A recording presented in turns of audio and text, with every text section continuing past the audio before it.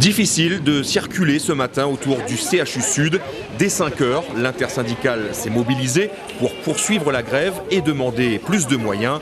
L'entrée des véhicules est alors filtrée et des tracts sont distribués pour sensibiliser le public mais aussi le personnel. Sans les contractuels qui représentent plus de 35% de la population hospitalière aujourd'hui, on ne peut plus continuer à fonctionner comme ça. Et c'est pour ça que la grève est illimitée et on nous tient beau, nous lâche pas.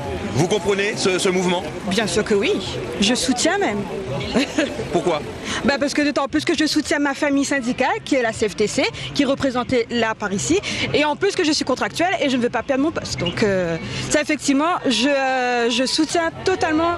Il faut dire que selon tous les syndicats, UNSA, CFTC, FO, CFDT et CGTR, la situation au CHU est dramatique, le déficit abyssal et cela pourrait devenir dangereux pour les patients. Dans les services de soins, il y a presque plus personne pour travailler.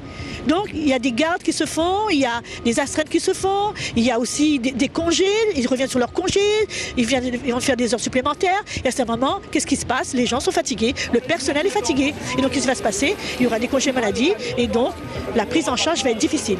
Aujourd'hui, l'intersyndicale confirme qu'elle ne lâchera pas et souhaite désormais l'intervention de l'État. Que le préfet vienne en tant que médiateur entre l'ARS et les organisations syndicales, parce qu'au niveau de l'ARS, on demande s'il est existant ou pas. Il refuse de nous rencontrer. C'est toujours dans le bureau à 4-5, comme si c'était derrière la cuisine. Donc nous, ça, on n'en veut plus. C'est fini. S'il a des trucs à dire, qu'il vienne dire en public, devant tout le monde. La mobilisation doit se terminer vers 13 h, mais pourrait continuer dans le nord ou l'ouest cet après-midi.